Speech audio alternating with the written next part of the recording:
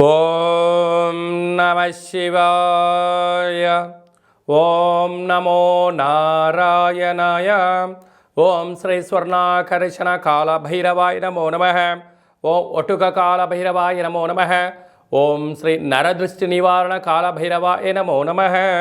మా ఛానల్కి స్వాగతం. చూస్తున్న వీక్షకులకు ప్రేక్షకులకు ప్రియ కాళభైరవ భగవద్బంధులకి స్వాగతం పలుకుతూ మమ్మల్ని ఎంతగానో ఆదరిస్తూ ఉండబడిన ప్రియ సోదరీమణులకు సనాతన ధర్మ సంరక్షకులకు జ్యోతిష అభిమానులకు స్వాగతం పలుకుతూ 2024 సంవత్సరం జనవరి నెలలో నూతన ఆంగ్ల సంవత్సర శుభాకాంక్షలు. 1వ తారీఖు నుండి 15వ తారీఖు వరకు పుట్టినటువంటి వారందరికీ కూడా అడ్వాన్స్గా జన్మదిన శుభాకాంక్షలు.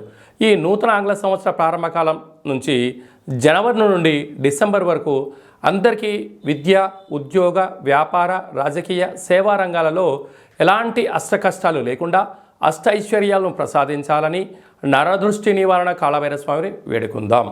1వ తారీఖు 1వ నెల 2024 నుండి 15/1/2024 వరకు ద్వాదశ రాశిలో గ్రహ గమనాల్ని ఒకసారి వీక్షింపచేద్దాం.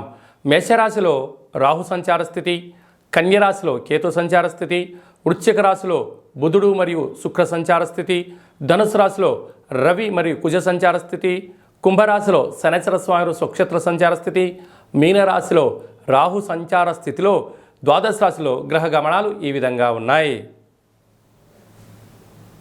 2024 సంవత్సరంలో మొదటి నెలలో ఈ 15 రోజులు అమావాస్య, అష్టమి సందర్భంగా ఎలాంటి విధి విధానాలు పాటించాలో ఈ వీడియోలో సవివరంగా సంపూర్ణంగా తెలుసుకుందాం.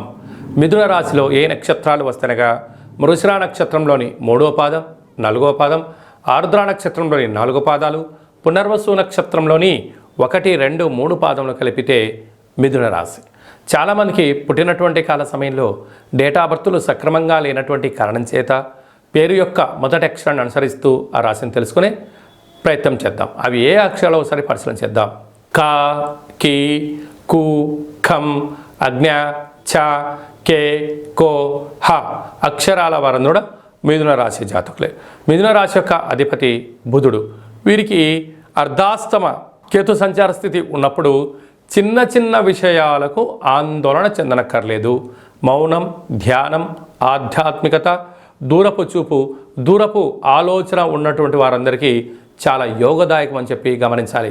కనుక చిన్న చిన్న వాటికి దయచేసి ఆందోళన చెందకుండా నిత్యము వాటిని పర్యవేక్షణ చేసినట్లయితే ఐశ్వర్యానికి, ఆనందానికి స్వాగతం అని చెప్పి గమనించాలి. 6వ స్థానంలో బుధ శుక్ర సంచార స్థితి. నూతనమైన పెట్టుబడులు, వ్యాపారాలు, బంగారు ఆభరణాలు, వస్తువులు, నూతన వస్త్రాలు, క్రయ విక్రయాలు ఆనందానికి కేంద్ర బిందువు అని చెప్పి గమనించాలి. 7వ స్థానంలో రవికుజ సంచార స్థితి కారణం చేత కుజదోష ప్రభావం కారణం వలన ప్రేమికుల మధ్య సయోధ్య, నూతనమైన వ్యాపారాల్లో పెట్టుబడులు పెట్టేటప్పుడు ఒకసారి ఆలోచించజేయడము, ధర్మ మార్గాన్ని, ఆధ్యాత్మిక మార్గాన్ని మీరు ఎంచుకున్నట్లయితే సర్వత్రా విజయం మీ సొంతం కాబోతుందని చెప్పి గమనించాలి.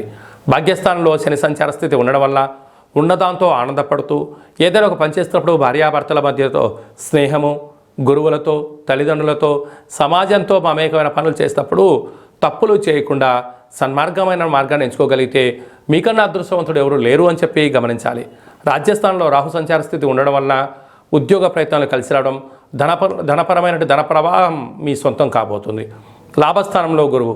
దేవతల యొక్క ఆశీస్సులు, ధర్మ మార్గము, ఆధ్యాత్మికమైన సన్మార్గమే మీ విజయానికి తొలిమెట్టు అని చెప్పి గమనించాలి.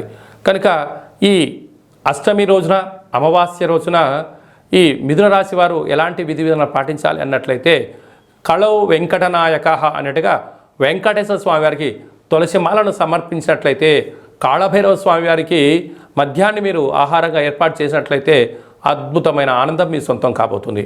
చేతుల వృత్తుల వాళ్ళు, సేవా రంగాల వాళ్ళు, రాజకీయాలు, హోటల్ వ్యాపారాలు, చిన్న చిన్న వ్యాపార సంస్థల వారందరికీ కూడా, సాఫ్ట్వేర్ ఉద్యోగస్తులకు చాలా సువర్ణ కాలము అని చెప్పి గమనించాలి.